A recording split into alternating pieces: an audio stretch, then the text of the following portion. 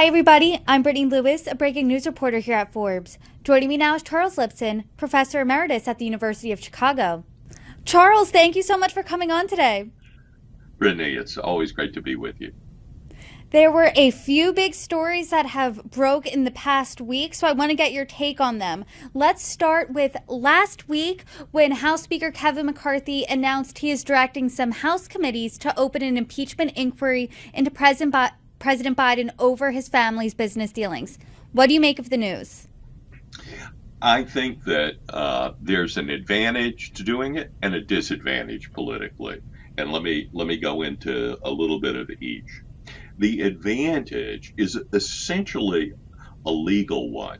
Namely, until now, if you're a committee that's doing the investigating, even in the House where you have subpoena power, serious people are investigating in the Senate, Grassley and Johnson, but they don't have subpoena power and they can't hold hearings. In the House, you have subpoena power, but you have to then ask Merrick Garland to enforce the subpoena. And of course, he's not going to do it. And a lot of the subpoenas are against Merrick Garland and the DOJ and the FBI. And of course, they're not going to turn over everything. They're going to say, oh, it's all under investigation. We're going to spend another 5 years on it. But if you have an impeachment committee, you can go directly to court. And the court will say that what you're doing is a legitimate action of Congress, and we can enforce the subpoena. Now, the courts don't have policemen, but if they tell an organization you have to turn over these documents, then they will have to turn over the documents or be in contempt of court. But and that solves one political problem for Kevin McCarthy, the Speaker of the House, which is he's got a lot of problem on his right, in the right wing of a caucus that gives him only a very narrow majority. And we're seeing that in a blow up over the budget negotiations and whether the government will shut down. But the bigger political problem here is that unless you really come up with smoking guns, then you are jeopardizing a number of House Democrats and House Republicans and maybe some Senate Republicans in blue electoral districts, the Senate Republicans in blue states, or purple states, I should say. But there were I don't remember the exact number, but 10 or 12 Republican House members who won in districts that Biden won. So those were the people who McCarthy can't afford to lose, and they're none too happy about this investigation. Now, the good news is that the investigation will go on behind closed doors, and which means professional lawyers and investigators will do the questioning, because when you hand it over to people who like to be in the Klieg lights and get publicity for their own reelection campaign, what you have is disjointed 5-minute inquiries, first by the Republicans, then by the Democrats, then by the Republicans, and it doesn't make any sense, and they can't get anything pushed through. Behind closed doors, you can find you can do a lot better, and that's the plan right now. Unless they find something very serious, there's zero chance this will make it through a Senate conviction. You brought up Kevin McCarthy, and I do want to ask you about him specifically. The House Speaker has had a really delicate dance over the past year, to say the least. Ever since that really contentious speakership fight, he was a little hesitant on calling an impeachment inquiry. He then got around to it. Now there's a fight over the budget. He's trying to appease both sides of his party, the more moderate Republicans as well as the further right Republicans. How do you think he's doing? How would you grade Kevin McCarthy's job right now? Brittany, no matter how hard you think your job is some days, no matter how hard I think my job might be, it is nothing compared to Kevin McCarthy's job. Charles, I'd rather Charles, dig coal. I would go on record right now and say the one job I would never want to have in a million years is House Speaker. So we can go on the record saying that. Uh, it leaves you more impressed than ever with how Nancy Pelosi, who also had a very small majority, kept all the cats in line. And she had a left-wing caucus led by AOC and others that were none too happy with some of her policies. Many Republicans, myself included, think that she was pursuing very much a left-wing agenda, but she wasn't pursuing one that was far enough left to please the kind of Bernie Sanders types in the Senate and AOC types in the House, and yet she always kept them in line. But it seems to be much harder for Kevin McCarthy, and I don't think that's because he lacks confidence. I think he's a very confident guy. But the Republican Party is split, and I think the only thing that could prevent this from really blowing up would be word from Donald Trump to some of the holdouts that this would not be a good thing for Republicans. Why would it not be a good thing for Republicans? Because all the mainstream media always blame Republicans for everything that goes wrong, and they blame the Republicans every time for a government shutdown. The Republicans basically want to rein in spending and think this is an opportunity. It's a fight over the budget, after all.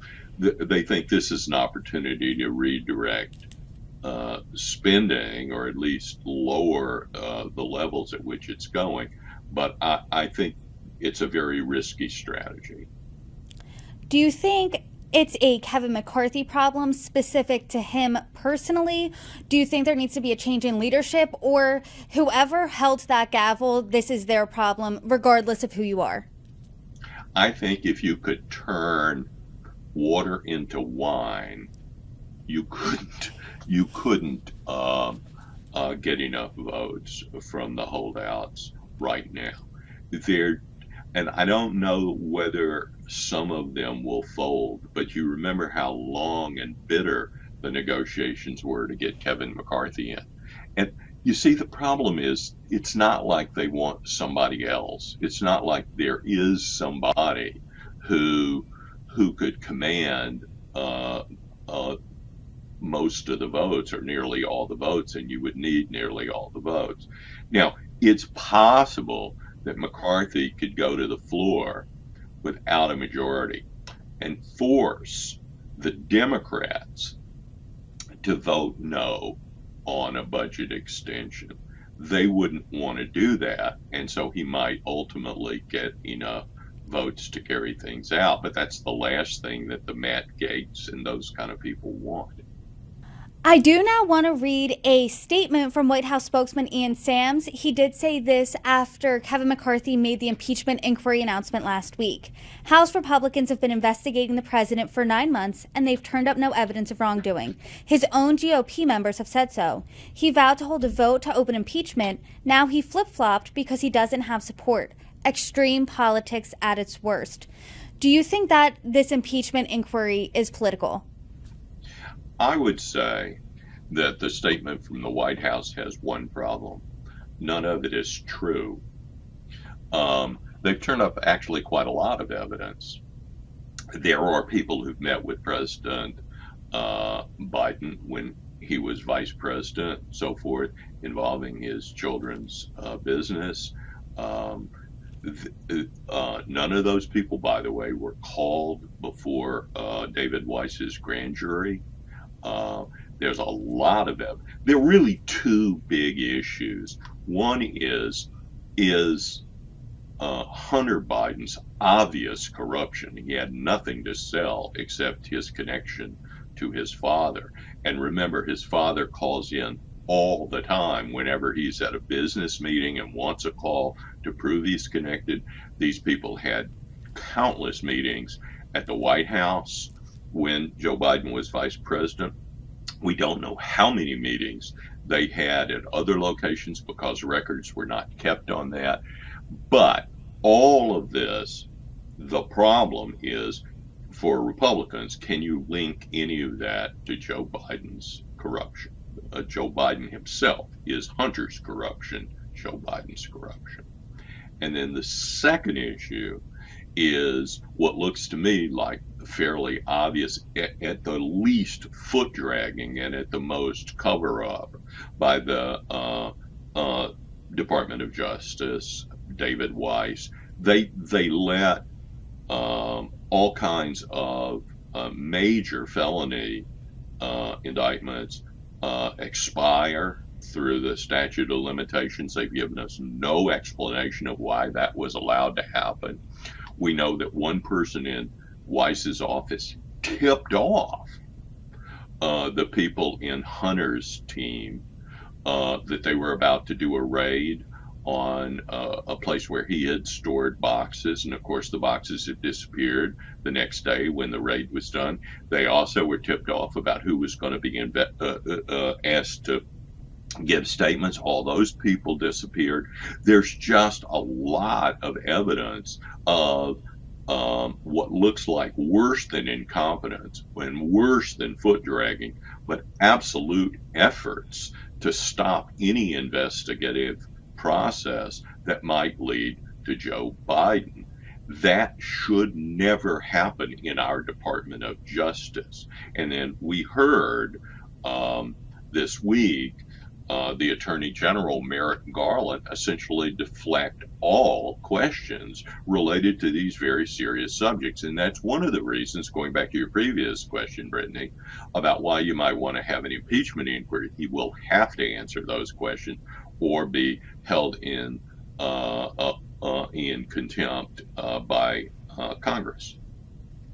Kevin McCarthy did, though, flip-flop. He did say he was going to hold a vote. He then announced the impeachment inquiry. Was this just to appease those further right Republicans, do you think? And this investigation, to the White House's point, has been going on for months now. So when will that smoking gun appear? Well, so far, I would say that there have been a lot of ties, but nothing that looks like it's absolutely definitive. I would say, let me reverse a little bit the way that you frame the issue of starting the impeachment inquiry to appease the right. I certainly think that was true, but I think all the delays were to appease the people from purple districts. I think they would have started it long ago. Otherwise, and I should say that we're now, as just taking a step back and looking at it as an American and without a particular partisan lens, we're now in an era where it seems like every president is subject to an impeachment hearing, and this is not something that happened in the past. They were very rare. And now we're moving into an age where it seems like everybody is being subject to this, every president. And I actually think that Biden has a serious problem here. But I think his other really serious problem is that it's becoming clear to people who are looking at him that he hasn't just lost a step. He's really having cognitive difficulties, to put it in a sort of oblique way. The report this week was that he spoke to donors at a private event, and there was a White House pool reporter there. And that pool reporter said that Biden told a story, and then a few minutes later, using almost the exact words, told the same story again. Now, if your dad did that, Brittany, or if my kids found me doing that, they would sit down and have a serious conversation about what the problems were. And I think Americans are kind of getting closer to having that conversation. I do now want to turn the conversation to Hunter Biden, who last week as well was indicted on 3 felony gun charges. What do you make of that news? It was the least they could do. Why? Because, in fact, we know really what happened. They didn't want to indict him on anything originally. We have reports from left-wing magazines, I think it was mainly The Atlantic, that said that Weiss didn't want to indict Trump on any of these charges.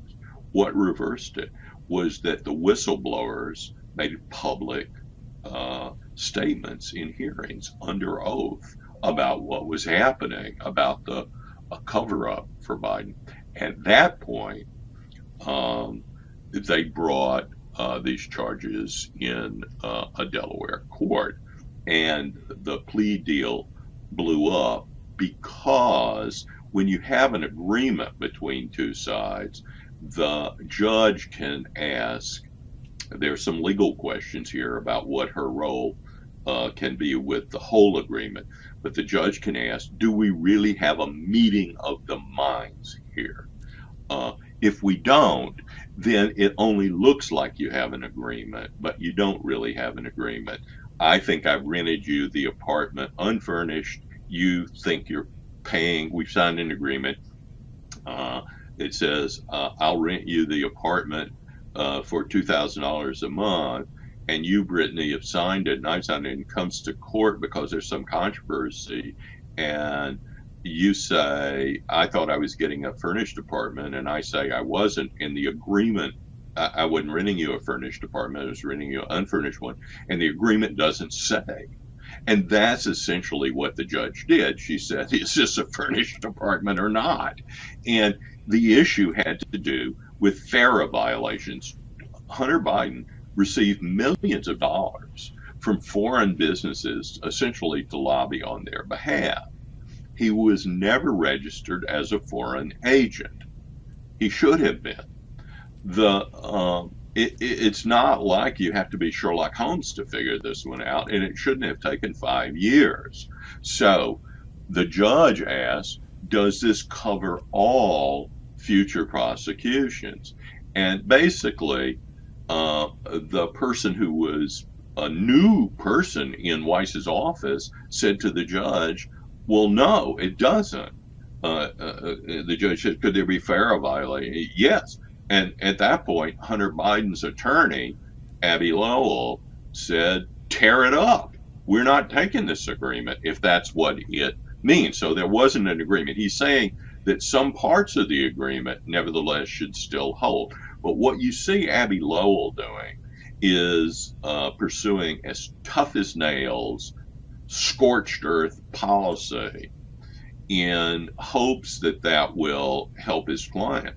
But I've got to say, if I were in the White House, I would be very concerned about all of this.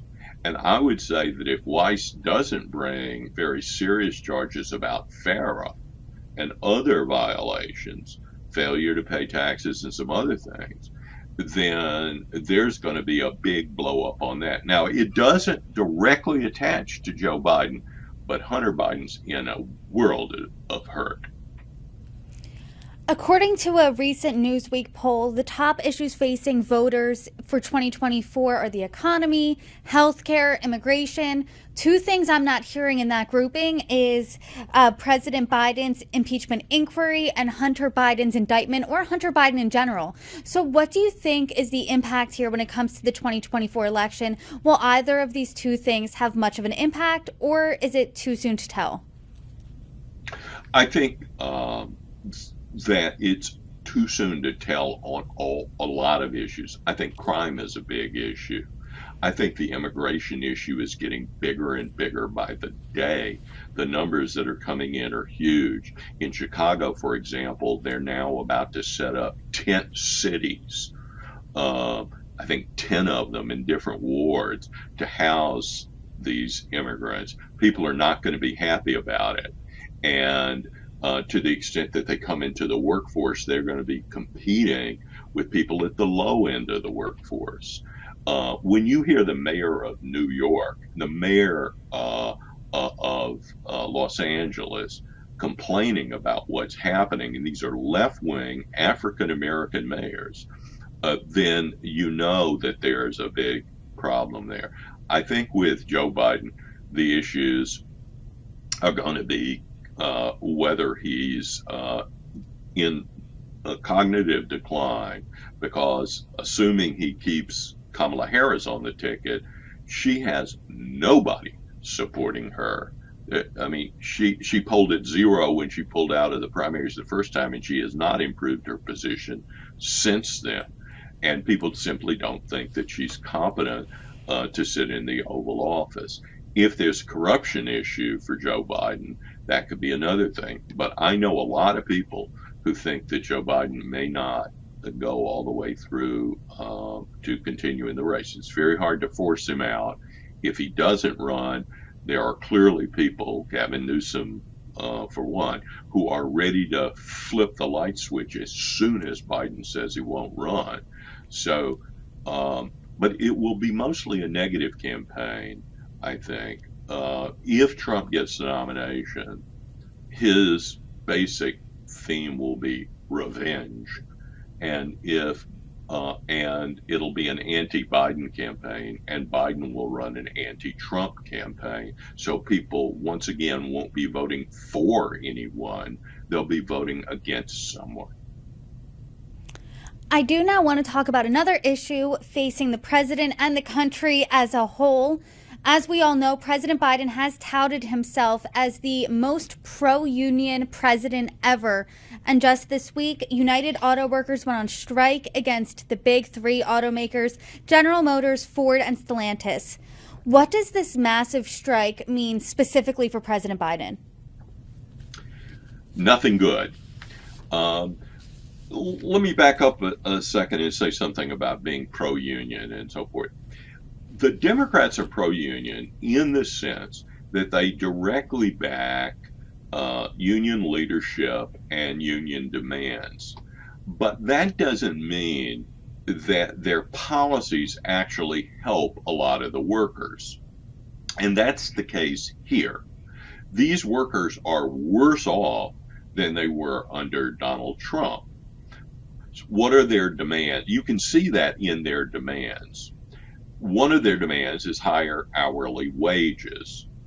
Another is inflation protection. Both of those are due to the loss of essentially 1/6 of their earning power in the years since Joe Biden took office and inflation took off. It was essentially under 2% under Trump, and it took off under Biden. And it wasn't just the spending for COVID. They kept up the spending. They want bigger retirement benefits. And then there's an element of the green jobs agenda that Joe Biden has pushed. Now, that pre-existed him, but he's all in on that. Electric vehicles take about half as many worker hours to produce as an internal combustion car. So workers are very concerned, since Joe Biden and his team at the EPA and so forth have basically said within a decade or so, we're going to switch over to all electric vehicles. If you're in the union, you wonder, are we going to have enough jobs here? And if you're in the companies, you face tremendous uncertainty for two reasons. One, except for Tesla, they've all lost billions and billions on their EV products. They're not making money. They're losing it. Joe Biden says the companies are making a lot of money. It's time to share it. But the contracts are about going forward. And in this world, this green energy world that Joe Biden is pushing very hard for, the companies are not at all sure that they will make any profits. And another problem, another uncertainty they have is, will mid-level and lower income consumers buy these EVs? So far, they've been bought by upper income people, and even that has required a lot of government subsidies. Now, companies like Tesla are working hard to produce, $20,000 cars if they can get those in the future. And this may all change, but the UAW is concerned about it, and the companies are concerned. And it was striking to me, Brittany, that neither the workers nor the companies wanted Joe Biden to send anybody there to mediate. I want to talk about that. That was actually my next question, because he was going to send 2 top White House officials. Then he reportedly pulled back. He's not sending anyone from the White House to negotiate, or help with negotiations, rather. Do you think that's a misstep? And I do want to talk about the former President Trump in this, because he's capitalizing on the moment. He's skipping the second debate next week to instead speak with automakers in Detroit. So who's winning and losing right now? Well, politically, of course. Yes, politically, right. of course. The American public is losing because this is going to have ripple effects through the whole economy. And we're already beginning to see it because suppliers are beginning to shut down. The way I think that when I saw that Trump was going to go to Detroit, I just thought this is a brilliant move, because the key thing is that union leaders are very much pro-Democrat, but the union workers are kind of torn. They like the Democrats' support for union demands. They like that it's pro-union. They like the fact that Democrats are against right-to-work laws, which are commonplace in southern states where a lot of the production is moving. But they also know that they're worse off now under this administration with high inflation and so forth, and they like a lot of the other Republican policies. A lot of the workers are relatively conservative. And this is part of a general change in the American electorate, what's sometimes called voter realignment. If you wear a blue collar, you're increasingly Republican. Those were people who were the backbone of the Democratic Party. They're now increasingly Republican. And what I would say is blue collars going one way, polo collars going the other way. And we're seeing that suburbs like Scarsdale around New York, or Winnetka, Glencoe around Chicago, and its equivalent around every other city, Shaker Heights near Cleveland, those used to be solidly Republican areas, and they're now essentially Democratic areas. And I just think you're seeing a major shift. Trump capitalized on it, accelerated it, and solidified it on the Republican side, but it began before him and it will continue after him. How else could you get a state like West Virginia, which was all Democratic until fairly recently, switch almost immediately to being all Republican? Charles Lipson, per usual, thank you so much for the conversation. I hope to have you back on soon. Thanks for joining me. Thank you, Brittany. It's always fun.